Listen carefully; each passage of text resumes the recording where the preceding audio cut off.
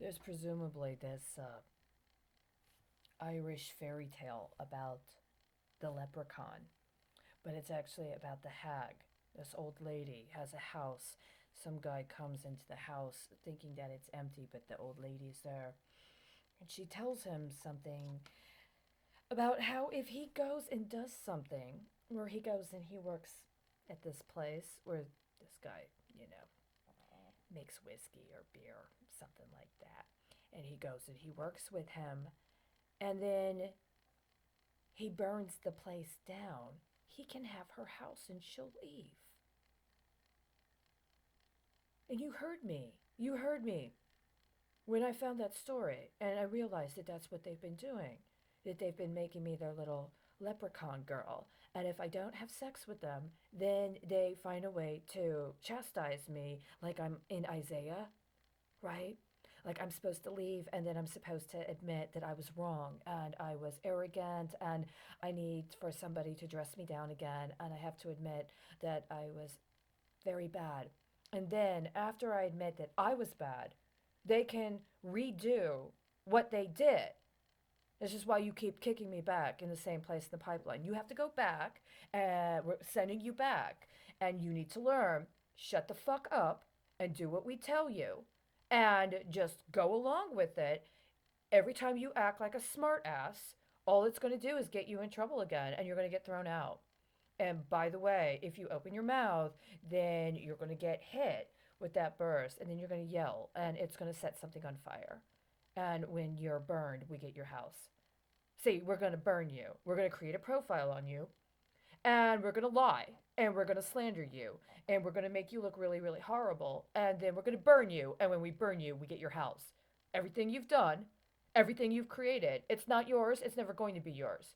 We're going to burn you, and then we're going to take your house. And that's really all you're good for until you die. And you've been doing this over and over again. Well, here's the problem.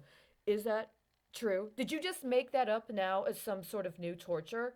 Or is there really a case about a guy who was subjected to Shabbat after he was accused of committing arson as part of some Jewish nationalist crime? It just so happened to occur in a time frame where I was trying to get the school I was teaching at in another country to address an effort at an illegal search and seizure of student cell phones. That's not a coincidence. See, whatever was going on with the TV show and the president, all right.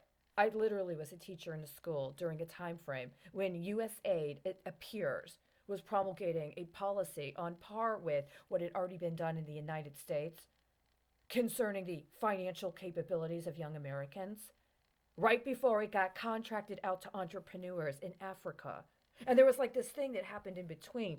Did you allow for some Christian fundamentalists who thought they had a claim to Palestine to set up a hate crime in Israel in conjunction with some sort of insider track where they could co conspire to create proxies? That's what I contend.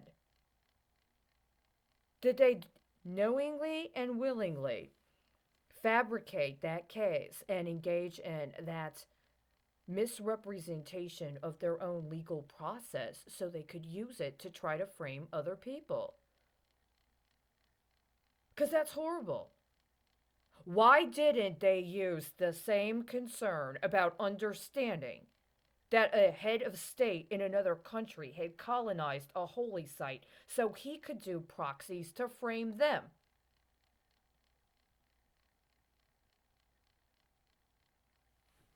Was there actually a person who was subjected to Shaba so that on a specific and strategic time frame later, in connection with the actual safety and welfare of children, including school children, including as part of what turned out to be a setup to leverage nuclear security and uranium trafficking on compensation for teachers? Did they literally use Shaba on somebody that would otherwise be identified as a settler so that they could what?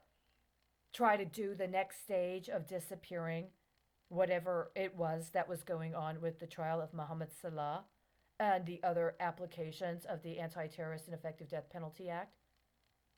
Did they literally do that? You guys have gone way too far, right? It's gone way, way, way too far.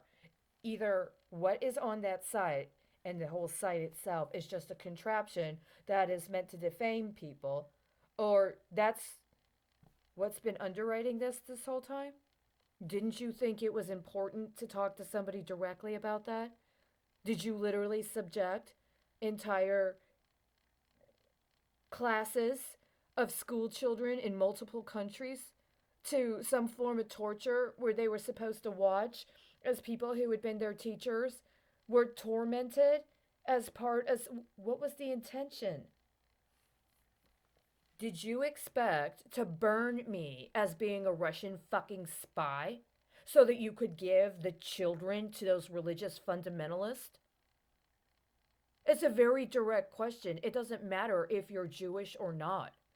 Did you literally set it up to torture a teacher in some of the most heinous triggers, by the way? Did you forget that I have family from Ireland? Did you guys think you were more badass than Irish terrorists that would go and torture teachers? Do you know that's a real fucking part of some people's history?